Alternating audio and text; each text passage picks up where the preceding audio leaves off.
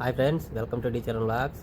ఒక ఫిలిపినీ అమ్మాయి కోయోటి పిల్లోని వాషింగ్ మిషన్లో వేసి తిప్పి చంపేసింది. అలాగే ఒక కోయోటోడు వచ్చేసి భార్య మీద కోపంతో ఫిలిపినీ పని మనిషిని కొట్టి చంపేసి గార్డెన్లో బూడ్స్ పెట్టినాడు. ఇలాంటి ఎన్నో సంఘటనలు జరుగుతూ ఉన్నాయి కోయోట్లో. సో ముందుగా ఈ వీడియోలోకి వెళ్ళే ముందు నేను చెప్పదలుచుకుంది ఏంటంటే, మనం కోయోట్కి డబ్బు సంపాదించుకోవడానికి వచ్చాము. అలాగే మన ఫ్యామిలీకి ఏదో హెల్ప్ అవుదామని, మన తమ్ముడికి కానీ, అన్నకు కానీ, చెల్లికి కానీ పెళ్లి కోసమో, చదువు కోసమో డబ్బు సంపాదించడానికి ఇంత దూరం వచ్చాము. చాలామందికి ఇల్లు కట్టుకోవాలని కోరుకుంటుంది. ఇలా ఎన్నో కోరికలతో ఎన్నో అప్పులు చేసుకొని కోయట్కి వచ్చి ఉంటాము. అలాంటిది ఇక్కడికి వచ్చేసి మన ప్రాణాలు కోల్పోతూ ఉన్నాము. ఇది చాలా దారుణమైన విషయము. కోయేట్లో దినార్ రేటు ఎలా పెరుగుతుందో అలాగే ఇక్కడ హత్యలు కూడా పెరుగుతూ ఉన్నాయి. ఈ మధ్యనే చూసుకుంటే చాలా హత్యలు జరుగుతూ ఉన్నాయి. ఈ మధ్య కాలంలో కోయట్కి రావాలంటే చాలామంది భయపడతా ఉన్నారు ఇక్కడ జరిగే హత్యలు చూస్తూ ఉంటే. నేను ఎప్పుడు లైవ్ పెట్టినా సరే లైవ్లో అందరూ అడిగే కామెంట్లు ఏంటంటే, అన్న ఏందన్నా కోవిడ్లో ఈ మంత్రం హత్యలు జరుగుతున్నాయని. ఏం చేస్తామన్నా, జరుగుతూ ఉన్నాయి. ముందు ముందు ఎలా ఉంటుందో కోవిడ్ ఆ దేవుడికే తెలియాలన్నా. బాగుండాలని కోరుకున్నాము.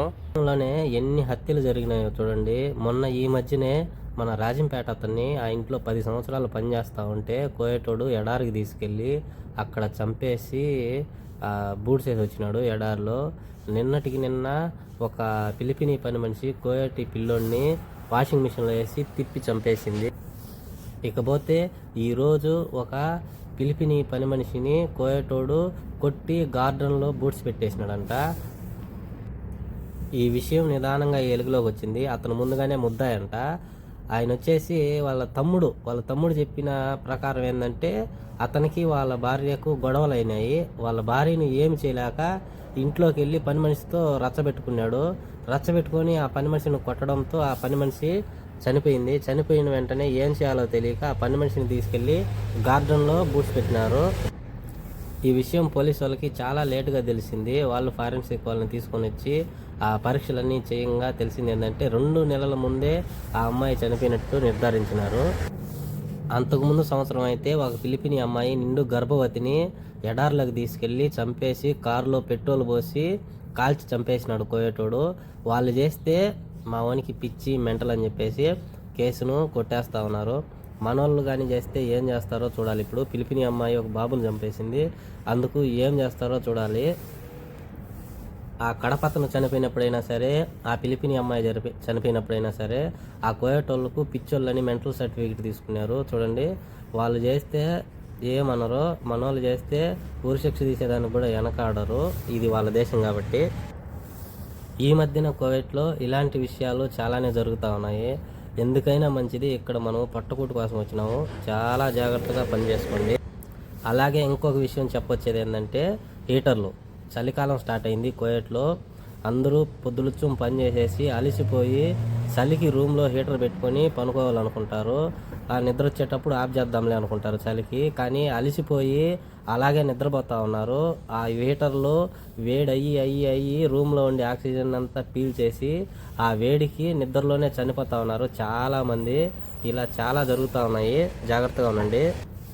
బయట ఎడార్లలో కైమాలల్లో పనిచేసే వాళ్ళైనా బొగ్గులు వెలిగించుకుంటున్నారు. అది కూడా చాలా జాగ్రత్తగా ఉండండి. అలాగే ఇళ్లల్లో పనిచేసే వాళ్ళు, డ్రైవర్లు చిన్న చిన్న రూమ్లలో హీటర్లు ఇస్తున్నారు. వాళ్ళు కూడా చాలా జాగ్రత్తగా ఉండండి. మన మీద ఎన్నో ఆశలు పెట్టుకొని మన ఫ్యామిలీలు ఉంటారు.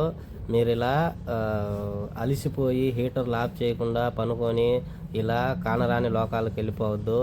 చాలా జాగ్రత్తగా పనిచేసుకోండి. అందరూ క్షేమంగా ఉండండి. ఇదే నేను చెప్పదలుచుకునింది. మీరు హీటర్ల వల్ల చాలామంది చనిపోతూ ఉంటారు. మొన్నటికి మొన్న 2 మనుషులు చనిపోయినారు హీటర్ వల్ల, ఇలాగే హీటర్ ఆఫ్ చేయకుండా. ఆ మధ్యన కైమాలల్లో ఎవరో హీటరు ఆన్ చేయక చనిపోయే వాళ్ళు చాలామంది ఉన్నారు. ఈ చలికాలం స్టార్ట్ అయిందంటే కోవిడ్ గవర్నమెంటే చెప్తుంది, హీటర్లతో చాలా జాగ్రత్తగా ఉండండి, హీటర్లు ఆన్ చేసి నిద్రపోవద్దు అని చెప్తూ ఉంటుంది. కాబట్టి చాలా జాగ్రత్తగా పనిచేసుకోండి.